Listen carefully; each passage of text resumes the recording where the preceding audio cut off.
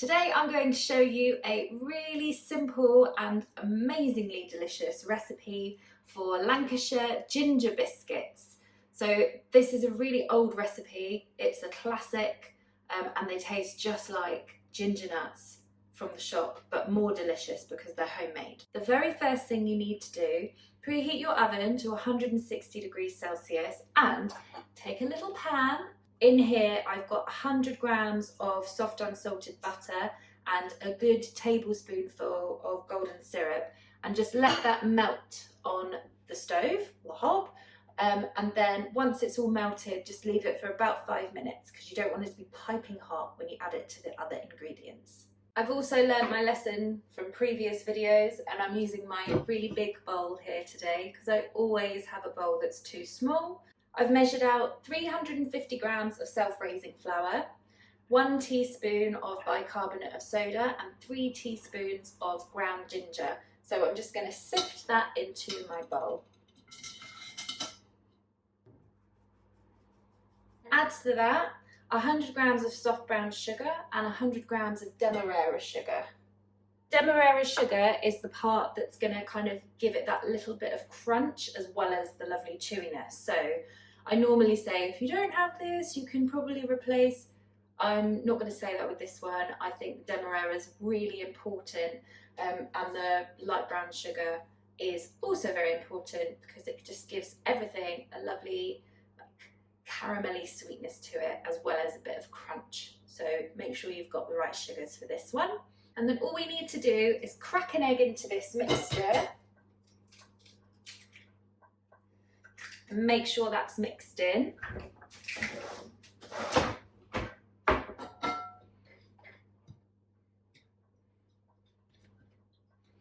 And flour is probably going to go everywhere, just like it always does with me.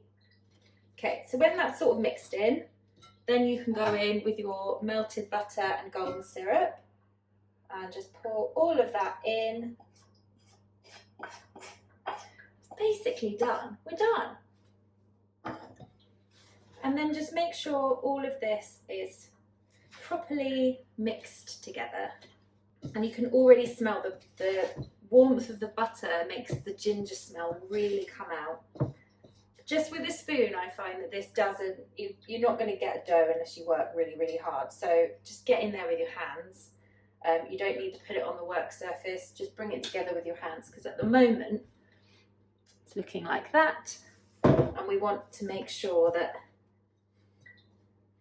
it's going to feel a little bit like almost like a dry pastry. And just let the warmth of your hands kind of get everything incorporated together.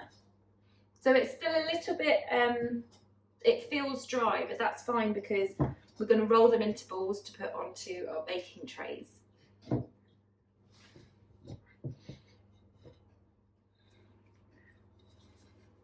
So that's what I've got. It does crunch together, but it's not a wet dough. This mixture does make quite a lot. It might not feel like it at the moment, but because you've got the bicarb of soda and self-raising flour, these are going to puff up and expand quite a lot.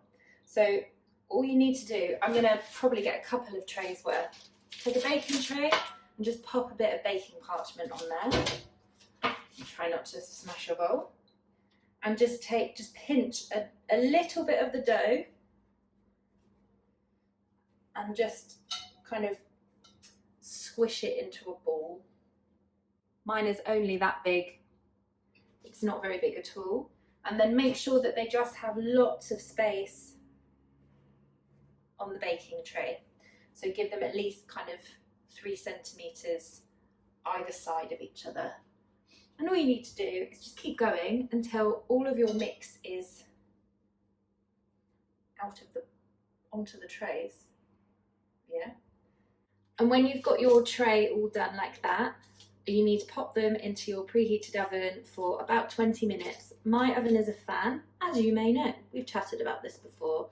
I have. I'm going to check them after 15 minutes. You don't want them to go too brown, so they should just have a nice bit of colour on them. You don't want them too dark, otherwise they will be too hard. and you want a little bit of chew in the middle of your ginger biscuit. They are now out of the oven and they are looking good, I am not ashamed to say.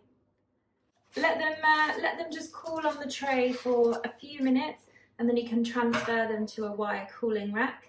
Get the kettle on and enjoy your lovely, super simple Lancashire ginger biscuits.